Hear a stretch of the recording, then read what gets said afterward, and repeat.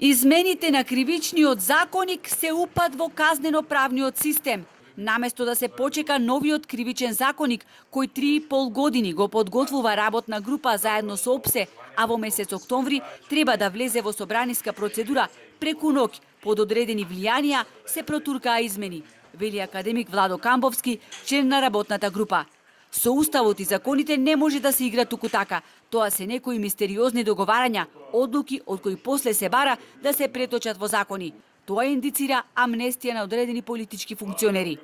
Ако ние не се вратиме на патот на правото и на уставноста, ние нема да добиеме вакво вето, безсмислено вето, што го добивме од бугарите околу едно прашање кое за мене дури не заслужува толкав публицитет, како што ќе добиеме едно тешко вето за владењето на правото, од кое после не ќе можете да лесно да се излекувате.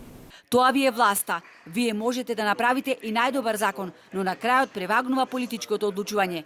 Кај нас веќе 30 години се развива тезата за неограничени можности на политиката и дека таа треба да ги води работите во државата, да го турне правото кога не треба на страна и со политички договори да ги решава проблемите. Тоа, вели Камбовски, води до низа непредвидливи опасности.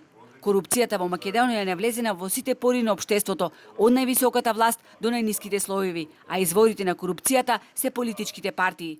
Имате корупција и на ниво на извршната власт, имате корупција и на ниво на законодавната власт, и на ниво на судската власт. И како излезот е еден, за мене клучно е владење на правото и судскиот систем, реформите таму. Нема тие закони ефект ако имото што е нелегално заработено не се конфискува. Иначе, вие ќе го осудите, ќе одлежи затвор, меѓутоа милиони се одлеале и тој имот треба да се најдат механизми прецизни да се конфискуваат.